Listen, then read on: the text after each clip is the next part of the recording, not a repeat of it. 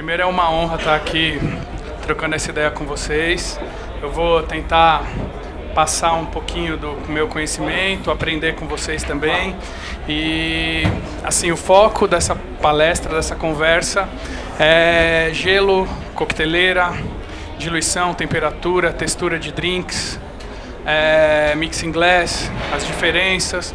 Assim, são assuntos que às vezes nós que somos bartenders, a maioria aqui, ou que já foram, ou que trabalham no ramo, fazemos às vezes mecanicamente, intuitivamente, sabemos o resultado, mas não paramos muito para pensar, para analisar, para entender assim a ciência básica do que está acontecendo ali.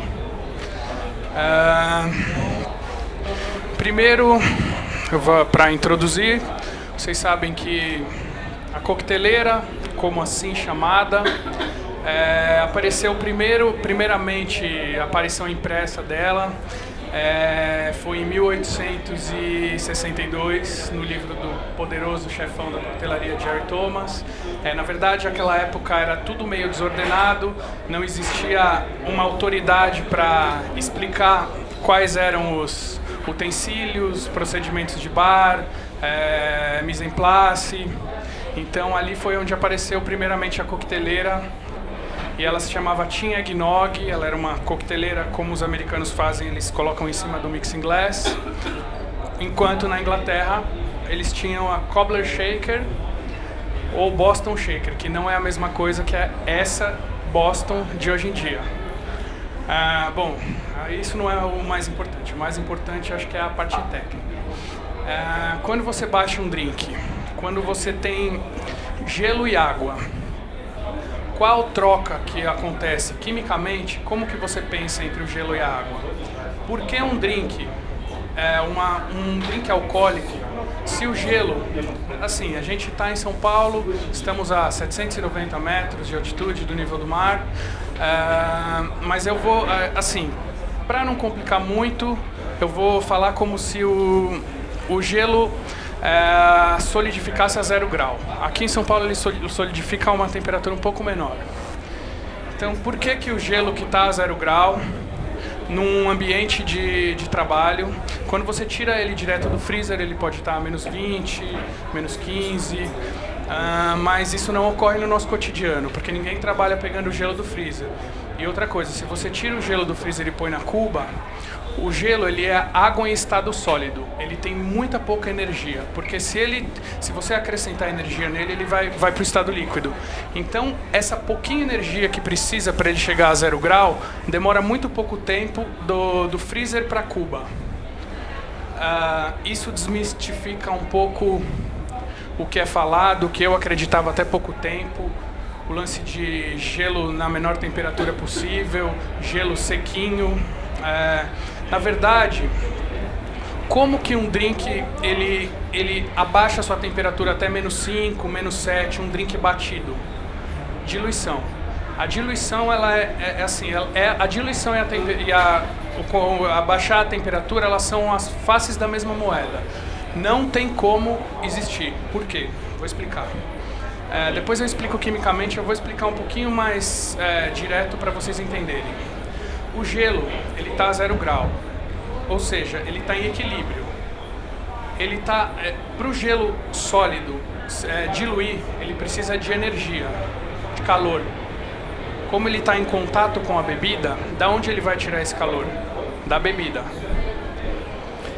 Assim, isso é uma troca, isso se chama um equilíbrio entre entropia e entalpia. Entalpia, quimicamente, uma química bem simples, porque eu não sou químico, ninguém quer saber muito disso aqui também, porque a gente é bartender. A entalpia, ela é a tendência que os corpos têm a entrar num estado com menos energia possível. Contrária à entropia, que é uma tendência que as moléculas de um corpo têm a se espalhar, a achar mais espaço, mais formas em que ela possa ficar. Uma contradiz a outra. Quando que uma ganha, quando que a outra ganha? A entalpia ganha quando a temperatura está abaixo de 0 grau. Quando ela começa a baixar a 0 grau, a entalpia ganha. Então, a água solidifica. Quando começa a aumentar a temperatura, a entropia vence. Ainda mais dentro de um shaker que você está aplicando energia, você acelera esse processo. Isso eu falei de, assim, água e gelo. Agora, você colocando álcool nessa solução, você vai ter mais estados, mais posições ainda para essas moléculas que eram sólidas diluírem. E o que a entropia, ela leva qualquer corpo a querer ter mais posições, ter as moléculas com mais posições, então com o álcool você vai ter mais ainda, então a temperatura vai abaixar mais ainda. Você tendo uma solução água-gelo, a temperatura não abaixa além de zero, não abaixa. Você pode fazer o teste, pode shakear, pode fazer o que você quiser. Se você coloca álcool, ela vai ter mais posições, então ela chega a -5, -7. Tá, isso é muito teórico. Agora vamos ver na prática. Como que você faz num bar? Quanto de gelo você vai pôr na coqueteleira? Por que dizem que o gelo cubo, um cubinho perfeito, é melhor que um gelo picado, um gelo em pedacinhos? Na verdade, um gelo cubo perfeito ele é melhor que um gelo picado somente porque o gelo picado, por grama de gelo, ele tem muito mais superfície que um gelo cubo. Essa superfície a 0 grau, ela vai ter água. Então você pegando esse gelo picado com mais superfície e colocando no drink, automaticamente você vai estar adicionando água no seu drink. Ou seja, ele vai diluir muito. Se você conseguisse ter um gelo picado sequinho, se você fizer a experiência de algum jeito, a diluição vai ser quase a mesma do que um gelo cubo. Isso você pode ter certeza. Eu fiz experiência, eu pesquisei. Isso não tem escapatória. É assim. Agora, eu vou falar um pouquinho da diferença entre um drink batido e um drink mexido, que eu acho importante também. A gente vai viajando aí, a gente vai conversando. Um drink mexido, você não aplica a energia que você aplica no drink batido. Um drink mexido, ele chega a -1 grau, você mexendo ele mais ou menos uns 40 segundos. Isso é tudo teste que eu fiz. Você pode ter certeza. Façam o teste nos seus bares. Você pode levar a técnica de mexer como um shake que não tem tanto sucesso, que você não consegue, você não muda a textura. Um drink batido, você vai mudar a textura. Por quê? Porque você vai aerar. Você vai ter aquelas bolinhas. Aerando, o que significa aerar? Você vai oxidar os aldeídos da bebida. Essa oxidação, além da textura, ela deixa o sabor sutilmente mais... você consegue definir um pouquinho mais o sabor com essa oxidação. Quando você mexe, não ocorre nada disso. Ou seja, se você deixar uma garrafa com o drink, com a diluição que você for mexer dentro de um freezer ou que você regular para a temperatura, uma geladeira, o que você regular para a temperatura que você vai servir, você não vai sentir a diferença se você mexer. Ou seja, na prática, a técnica de mexer, o bartender ele influi muito mais.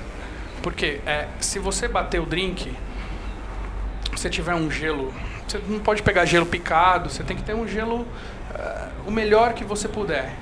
Você vai chegar a ele a -5 graus, você vai ter a diluição mais ou menos parecida, a não ser que o único determinante que pode influenciar em você ter o drink exageradamente diluído é você pegar a água da sua cuba.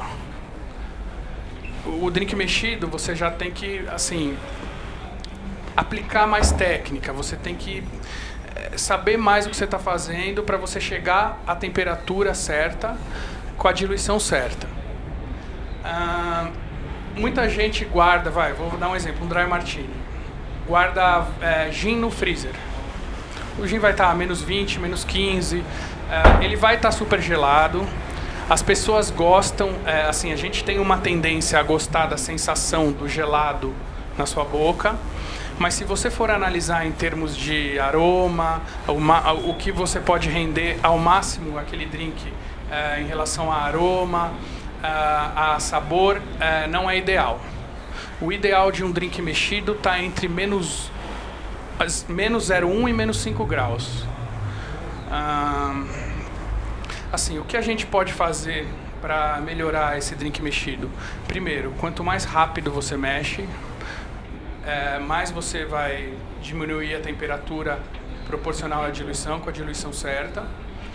Outra coisa que muitos bares estão fazendo, eu também estou pondo em prática, e dá certo, é você pegar um pedaço maior de gelo e quebrar na hora para mexer.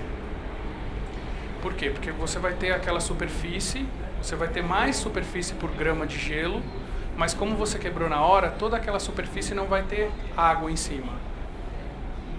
E é uma técnica que funciona mesmo. Bom, agora vamos falar de textura. Quando você bate um drink, então como a gente já sabe, diluição, temperatura são faces da mesma moeda. É difícil você cometer algum erro se você souber mais ou menos esse básico. A não ser que você encha de gelo picado a sua coqueteleira todo molhado, aí não tem como. Então, o que o bartender mais controla quando ele vai shakear um drink? A textura. Existem muitos estilos de shake. Se você for ver, bartenders renomados, eles shakeam um diferente do outro. Mas assim, o método de shake que mais com certeza chamou a atenção de todo mundo, chama a atenção de todo mundo, é o hard shake. Eu vou falar um pouquinho sobre ele. Até onde eu sei, não existe nenhum especialista em hard shake no Brasil. Para ser especialista em hard shake, pode existir, mas eu não conheço. Para assim, você conseguir fazer o hard shake com efetividade, você tem que ter um mentor, algum japonês que saiba, ou alguém que foi instruído por ele. Não tem jeito. A gente, assim, mas é legal falar o básico para ilustrar. O hard shake, ele foi criado por um bartender chamado Kazuo Ueda. Como vocês sabem, os japoneses eles têm sempre aquela busca em melhorar cada vez mais, em ultrapassar os limites. Então, nesse caso, aconteceu a mesma coisa. Ele começou a perceber, num campeonato de baristas, que o mesmo café tirado por diferentes baristas podia sair muito diferente um do outro. Então ele começou a se aprofundar, e que conclusão que ele chegou? Ele chegou na conclusão que ele criou um método de shake, eu vou falar as palavras dele. Ele diz que tudo que está dentro da coqueteleira você pode analisar como se fosse um quarteirão. Quando você bate o drink, você tenta cortar as arestas desse quarteirão. O hard shake, na verdade, ele mexe com toda a extensão, não só com as arestas. Então, o hard shake ele adiciona as bolinhas, a aeração. As bolhas são diferentes, a textura do drink é diferente e as bolhas não vão estar só na superfície, as bolhas vão estar no drink inteiro. Na verdade, essa textura ela vai diminuir um pouco aquele choque do álcool, do teor alcoólico, e acentuar um pouco os sabores do drink também.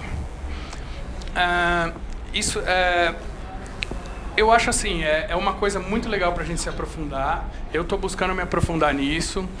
Eu tenho material de leitura, mas eu nunca realmente encontrei com alguém que soubesse fazer o hard shake efetivamente.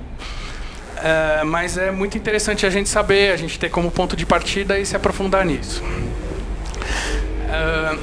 Outra coisa, se você bate um drink de maneiras diferentes, isso fica em aberto. Por quê? Porque você vai poder testar, você vai poder criar o seu estilo, você vai ver o resultado, sempre em busca de testes, de textura, de sabor final. Eu acho isso sensacional. Tá, agora falando um pouco mais de resultado, de prática.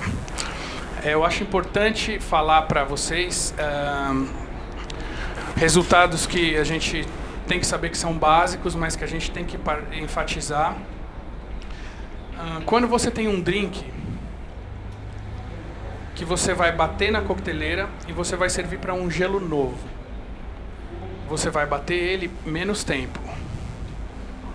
Por quê? Porque dentro do copo, aquele drink ele vai tender a diluir. A temperatura dele vai baixar. Então você tem que levar em consideração coqueteleira e ele no copo. Se você vai bater um drink para uma taça martini, um drink que não vai gelo, que não seja uma taça martini, mas que ele não vai gelo, você, assim, qual a direção que ele vai tomar na taça? Aumentar a temperatura, ele não vai diluir. Você já tem que, na coqueteleira, diluir esse gelo, diluir essa bebida, a quantidade que você acha, que você julga ser correta para esse drink. Quanto que é essa diluição? Muita gente fala em 25%, um quarto a um quinto da bebida. Não é tão simples assim. Não é tão simples assim por quê? Porque essa diluição ela depende de vários fatores. Primeiro, o que o seu cliente, o que a pessoa que você está servindo o drink bebeu antes? Quantos drinks ele bebeu antes? Qual drink você está servindo?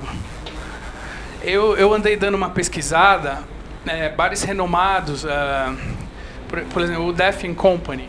Os caras diluem muito o drink deles, muito. E eles são muito fera, eles entendem, sabem muito o que estão fazendo. Enquanto aqui no Brasil, pelo cotidiano que eu vivo, você não dilui um drink. Eu vi um whisky sour que eles fazem, eles diluem 50, o resultado final tem 52% de água. Então, depende da sua realidade, de quem você está servindo, como eles estão acostumados a beber. O que se diz é isso, a diluição de um drink batido, se você tiver como parâmetro 25%, eu acho que é um bom início. Já dá para você começar. Por que essa diluição? Por que um drink ele tem que ser diluído? Por que você não chega e serve um dry martini do congelador, você regula a temperatura na garrafa e serve? É simples. Porque as moléculas mais aromáticas, as moléculas de aroma, elas se juntam. É o mesmo mecanismo que você dá um dash de água num single malt.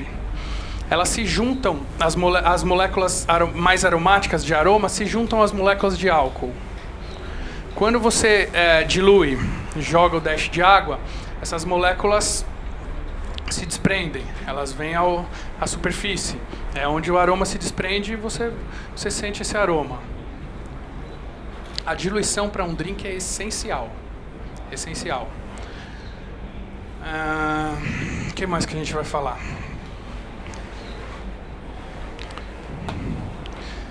Então, sobre textura, eu falei de hard shake. Tá. Assim, certos drinks em específico, por exemplo, os sours, ou drinks que... vamos ter como exemplo os sours, que é um drink que todo mundo conhece. Você precisa de uma certa textura, é intrínseca, faz parte daquele drink bem feito uma certa textura. Então você vai utilizar uma técnica certa para bater. Os sours, eles pedem aquela espuminha em cima. Ou você usa clara de ovo para emulsificar, só que nem sempre se usa clara de ovo, nem sempre se usou. A clara de ovo surgiu depois dos sours. Você pode pegar a coqueteleira e bater o mais forte possível, porque vai aerar o mais possível, e essa espuminha vai subir em cima, essa mousse vai subir em cima. Vai aparecer em cima, na superfície do drink. Isso é importante. Outra coisa que eu quero salientar também, que eu estava falando, mas eu acabei não chegando até aí, os tipos de gelo. quando a gente falou do gelo picado, que o gelo picado ele só dilui muito o seu drink porque ele tem mais água na sua superfície do gelo, mais água por grama de gelo. A mesma coisa acontece que é o oposto com um pedaço grande de gelo. Muita gente, eu sirvo drinks, por exemplo, Old Fashion, eu sirvo ele com um pedaço grande de gelo. Esse pedaço grande de gelo, ele nunca vai gelar o seu drink tanto quanto aquele gelo picado. Aquele gelo picado, embora ele instantaneamente adicione muita água no seu drink, ele vai diluir também depois de adicionar essa água. O gelo grande, pode ser uma esfera, pode ser um cubo grande, ele nunca vai descer a temperatura tanto, ou ele vai demorar muito para descer essa temperatura. Mas alguns drinks pedem não tanta diluição, uma temperatura não tão baixa. Pegando até esse gancho, por que os drinks clássicos se tornam clássicos? Porque eles têm uma receita simples, eles estão muito abertos à interpretação do bartender. Você pode diluir demais, diluir de menos, errar na temperatura, errar até na textura, aquele drink vai continuar sendo saboroso. Porque tem a ver com a receita ser simples e tem a ver com uma combinação de sabores maravilhosa, que independe de... Ela pode ficar mais perfeita ainda, mas vai ser uma margarita, sempre vai ser saborosa. E assim, você pode dar para uma pessoa fazer pela primeira vez na vida dele, mais ou menos a medida, uma margarita, um daiquiri, sempre vão ser saborosos. Uma caipirinha, sempre vai ser saborosa. Esse é um conceito que eu tenho de drinks clássicos. Com raras exceções, claro. Os stick drinks, eles caracterizaram uma era, né? Eles eram drinks muito complexos. Mas você vê hoje em dia, assim, você vê stick drinks, isso no Brasil algumas pessoas cultuam, mas assim, você não vê tanto quanto uma margarita, um daiquiri, uma caipirinha, e por aí vai. Um Tom Collins, que inclusive eu fiquei sabendo que vai ser servido hoje aí. Muito empolgante. Então, bom, agora vou falar sobre os modelos de coqueteleira. Os modelos de coqueteleira que usamos hoje em dia, mais usados, é a Parisian Shaker, a French Shaker, a Cobbler, que não é a mesma coisa que era a Cobbler antigamente, aquela coqueteleira de 3 peças. A Boston, na verdade, nos Estados Unidos, com exceções, eles usam encaixada no mixing glass, e na Inglaterra eles usam encaixada na mini tin. No Brasil a gente usa mais encaixado na mini tin também. No Brasil teve uma época que se usava bastante Cobbler. Hoje em dia eu acho que a Boston Shaker tá sendo muito mais usada. É difícil porque eu sei que no mundo isso está meio que sendo abolido. Maceração nos Estados Unidos, pelo que eu sei, está muito embaixo, eles não estão usando muito, mas a gente aqui usa muita maceração. E eu acho isso ótimo, porque isso começa a dar uma brasilidade, começa a dar um estilo nosso de trabalhar. É difícil nos Estados Unidos utilizar essa técnica de macerar na coqueteleira e dar duplo coamento para uma taça ou para um copo. Existe, mas hoje em dia não está se usando muito. Aqui a gente usa bastante isso. Inclusive, eu fiz alguns testes e a temperatura ela fica mais difícil de descer quando você tem sólido macerado dentro da coqueteleira. E eu fiquei pensando, por que será que isso acontece? Eu acho que é uma coisa a se pensar. Como acontece essa troca de calor? O gelo, como eu disse, ele para diluir, ele precisa de energia, então de calor. Então ele vai puxar esse calor do álcool, da bebida, do drink que está dentro da coqueteleira. Onde entra esse sólido? Será que ele rouba algum calor? O que acontece? Porque na prática, eu fazendo o teste, eu vi que um drink com fruta macerada, para ele chegar a -2, -3, ele dilui demais. Você pode usar um gelo bom, pode usar a técnica certa, você conta os segundos e compara a diluição. Isso é uma pergunta que eu queria deixar no ar, que é legal, que é uma coisa que eu estou tentando descobrir também, que eu estou pesquisando, que é bem interessante, porque a gente não pode deixar de lado o nosso estilo de trabalhar. O brasileiro trabalha bastante assim, ele macera muito. Até onde isso é uma vantagem? Será que aquele drink sendo servido naquela temperatura ele vai render o máximo dele de aroma, o máximo de gosto, o máximo de sabor? Bom, é uma pergunta que a gente se faz e vamos descobrir aí. Eu vou continuar pesquisando para saber. A gente pode, porque somos todos profissionais aqui, como chama Mentes Brilhantes o evento, com certeza esse Mentes Brilhantes diz respeito a todos que estão aqui, não só aos palestrantes. Seria muita prepotência, é óbvio. Aqui todo mundo, pelo que eu estou vendo, os que eu conheço, são caras top, caras que entendem muito e são super capacitados para resolver esse problema. Outra coisa legal também que eu quero falar para vocês, isso quem diz é também o Kazuo Ueda, que inventou o hard shake, que na prática eu constatei, quanto menor for o movimento da sua coqueteleira, mais você vai ter sabor no resultado final. Maior vai ser o sabor no resultado final. Isso é importante também. E é de praxe. Não tem como ser diferente. Outra coisa, outro aspecto legal para falar. Qual a quantidade de gelo certa para pôr na coqueteleira?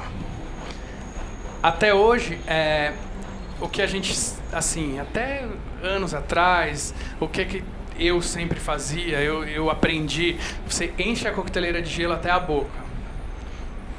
Realmente faz diferença? Será que se você colocar 1 ou 2 pedras de gelo, com certeza vai fazer diferença. O seu drink vai ter uma diluição muito grande e não vai chegar à temperatura certa assim tão rápido, com certeza. Agora, se você testar, se você colocar um gelo de 1,5 cm por 1,5 cm, um gelinho legal, se você colocar umas 5, 6 pedras de gelo, não faz tanta diferença você colocar 6 pedras de gelo e você encher a sua coqueteleira até a boca. Isso eu acho legal. Assim, eu testei muito isso para saber, porque era uma máxima para mim que eu tinha que encher a coqueteleira de gelo. Isso também é legal a gente testar, a gente saber. Outro aspecto legal... Fazendo pedrinha a pedrinha na mão lá no bar faz muita diferença, né? Faz diferença. Lá no bar a gente tem um trabalho muito grande, porque a gente faz os nossos gelos forma por forma. A gente tem 5 tipos de gelo. Um dos gelos é feito por máquina, que é o picado, e 4 a gente faz em forma. E o gelo que a gente mais usa para mexer, para bater e para montar a maioria dos drinks é feito em formas. Vocês imaginam um trabalho que a gente não tem. Mas essa caçada, essa busca pelo melhor resultado falou mais alto, então a gente acabou entrando de cabeça nessa ideia louca aí. Outra coisa legal de falar. Você gelar a coqueteleira, você gelar um mixing glass, faz diferença? Faz diferença, com certeza faz diferença. Por quê? Porque eu já expliquei tudo até agora, dá para vocês chegarem à conclusão de uma maneira bem fácil. O gelo rouba o calor. É fácil. O gelo, ele deixa de roubar o calor da solução com álcool, água, sucos, bitter, o que for, e rouba um pouco da coqueteleira. A diferença entre uma coqueteleira, uma cobbler, uma coqueteleira de vidro, um mixing glass, aquele estilo japonês, o vidro, o mixing glass japonês, ele rouba muito mais calor. Porque assim, a coqueteleira, ela conduz a temperatura muito mais rápido. ela vai roubar um pouco de calor, ela já vai mudar a temperatura dela, ela já vai entrar em equilíbrio. O mixing glass ele demora muito mais. Só que se você deixar esse mixing glass na geladeira, ele vai ter resultado melhor que essa coqueteleira. Porque tem gente que mexe na coqueteleira. Eu tive uma fase que eu fazia isso também. Se você deixar o seu mixing glass dentro da geladeira, você pode constatar no seu cotidiano, você tem um termômetrozinho, basta para você saber, você vai ter resultados muito melhores. O mixing glass, aquele que encaixa na coqueteleira, ele demora, o tempo que ele demora para estabilizar, para entrar em equilíbrio, ele está entre o inox e entre o japonês, que ele é mais grosso, isso é legal saber também. A gente conversa, mas é legal a gente fazer isso na prática, no nosso bar, porque assim, a gente sabe, a gente que trabalha em bar, trabalhou, o cotidiano de um bar é muito corrido, você não tem tempo de ficar pensando nessas coisas, então você tem que estar com isso na sua cabeça para acontecer tudo assim, automaticamente, tem que ser o cotidiano do seu bar. Não que o que eu estou falando, obviamente, eu estou aprendendo também, como todos nós estamos, seja uma verdade máxima. Mas eu acho legal você partir disso como ponto de partida para fazer os seus testes, para falar, ó, ele estava certo, ele estava errado, entendeu? Bom, o que mais que a gente pode falar sobre coqueteleira?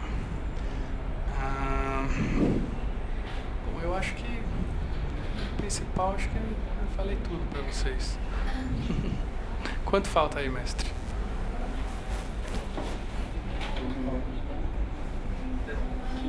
15?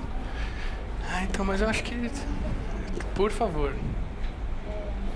Fala do Blood Mary, a diferença de você bater e fazer assim. Claro. Legal. Então, o Blood Mary, eu, no meu bar, a técnica que eu cheguei nele é o throwing technique. Você joga de uma coqueteleira para outra. Na verdade, essa técnica ela foi o antecessor do shake. O shake veio dessa técnica. Eles começaram a juntar os copos e depois surgiu a coqueteleira. Para mim, o throwing technique, a aeração que acontece é intermediária. Assim, você mistura ingredientes de texturas muito diferentes ou não tão diferentes, mas diferentes, e você não aera tanto quanto um shake. Eu já ouvi gente falar que estoura as fibras do tomate, mas na prática não faz muito sentido, até que provem o contrário. Para mim, o throwing technique ainda é a técnica boa, certa para fazer o Blood Mary, e eu gosto de throwing technique para fazer Bellini, para fazer drinks com espumante. Por quê? Porque forma aquele mousse em cima. É legal você testar. Não todo mundo usa, mas assim, muita gente está usando para fazer o throwing technique e rola legal. É isso. Então, o Blood Mary é um coquetel que deve ser agressivamente gelado para você servir. Então, eu acho legal ele chegar a uma temperatura maior que um drink mexido. Até por isso, todo mundo que faz um Blood Mary já guarda o seu suco de tomate na geladeira. Do mesmo jeito que um gin tônica. Se você não guarda a sua tônica na geladeira, dificulta muito. É claro que em evento a gente não tem geladeira. Mas são limitações que a gente acaba tendo por causa da situação, da realidade que a gente está vivendo. Mas o Blood Mary eu acho ele interessante chegar a uns menos 3 graus. Eu acho legal. Eu acho que faz a temperatura que ele rende o máximo do aroma, aquele drink vai te dar o máximo dele. Eu acho que essa temperatura é correta, é boa.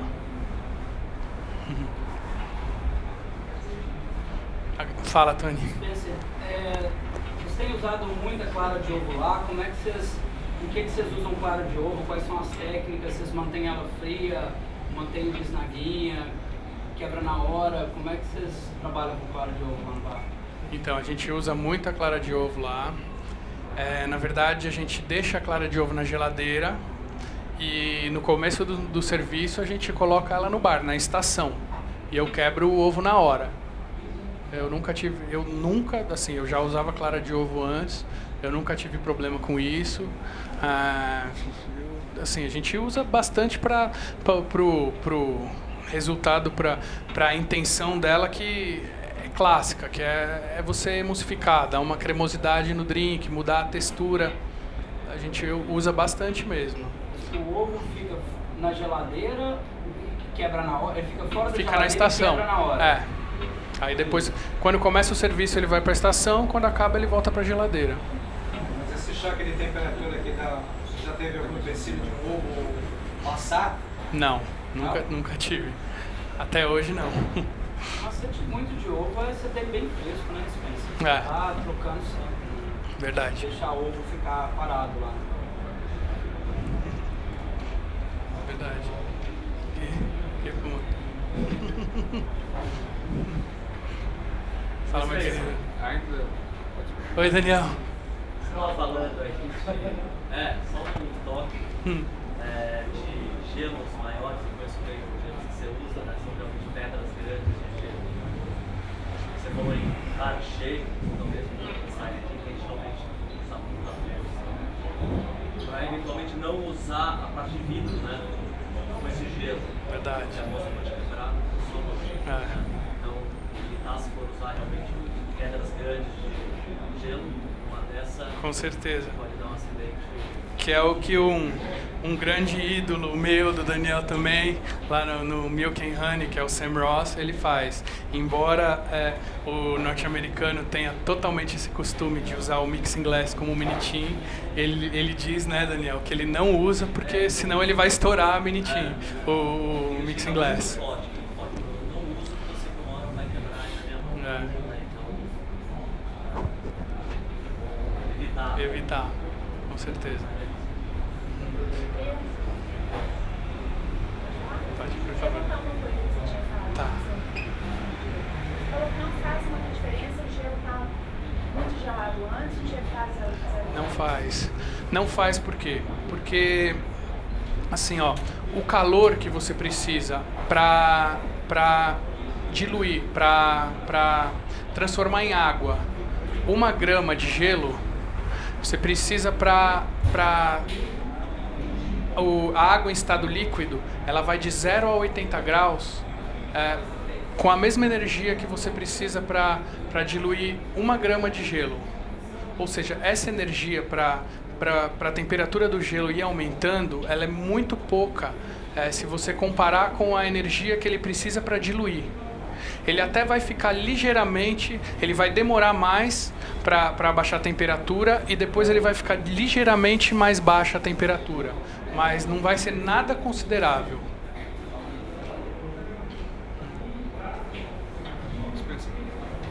Sobre os modelos diferentes de coqueteleira e a forma com que eles são batidos. Por exemplo, você pega a cobbler, você tem que segurar a parte de trás.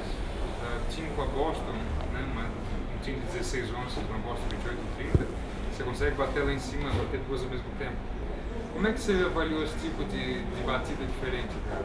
E então, as coqueteleiras permitem o seu formato, né? Eu testei, sim.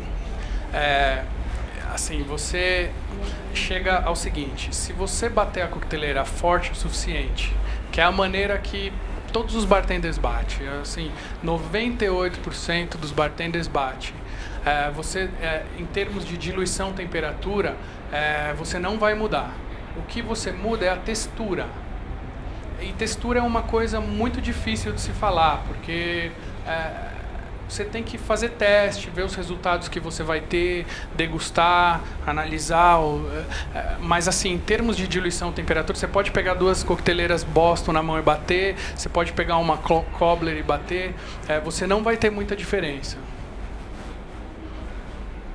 Você comenta que no trabalho você utiliza muito clara de ovo, certo? Bolsa de fora. Eu trabalhei em cassino, em alguma companhia grande de gelo de ilha, foi especificado a clara de ovo pelo produto dos níveis que nós falamos nele no mundo. E aí, como que produto você utiliza para clara de ovo. Se fosse evitar amanhã, clara de ovo no bar. Então, eu tenho até essa opção no bar. Não é tão efetivo quanto clara de ovo, mas eu uso lestina de soja, que também tem proteína, é um emulsificante. Você pode usar, entendeu? E a pasteurizada? Eu não uso, mas funciona também, com certeza. O lance de eu usar a lestina de soja não é nem pelo perigo que a clara de ovo proporciona, é porque certos clientes, na prática a gente sabe, realmente tem um asco aquilo. Eles não descem, você explica o que acontece, que você não vai nem perceber se eu não te falar, que a clara de ovo ela não vai agregar aroma nenhum, mas tem gente que tem asco e não tem jeito. Aí eu até falo, a lestina de soja ela não é tão efetiva quanto a clara de ovo, mas ela faz quase o papel que ela faz. Alguém tem mais alguma pergunta? Que bom, várias perguntas. Você estava falando que a gente ainda não chegou que o milhão primeiro é de vocês, é de gelo, que eu tenho que estar com tudo mais ou menos gelado, e que o grau de diluição é 25%. É assim, você tem que estar com o seu gelo, não é que você tem que estar, você vai estar no cotidiano de bar com o seu gelo a 0 grau, em São Paulo um pouquinho menos, porque a gente está a 790 de altitude, acima do nível do mar, e assim, o ideal de diluição não é 25%, é um ponto de partida para você testar, entender o que é muito mais complexo que isso. Como eu disse, depende do drink que a pessoa bebeu antes, depende se é o terceiro drink da pessoa, depende do cotidiano que ela vive. Alguns bares têm como padrão um pouco mais de diluição do que outros. Mas a pergunta não era isso, não. Tá, desculpa. Como que a gente mede essa diluição? Você pode experimentar, mas tem uma forma mais prática para você saber se a diluição precisa ir daqui um tempo? Tem, assim, você mede por tempo que você bate, mas assim, depois você vê o quanto de líquido que você colocou e o quanto que fica, em gramas. Ou em ml. ml é mais fácil ainda. Só que você sempre tem que ter consciência que quando você bate um drink tem um certo angel's chair. Vai ficar um pouquinho preso no gelo. Não tem jeito. Não que isso mude muita coisa, mas acontece.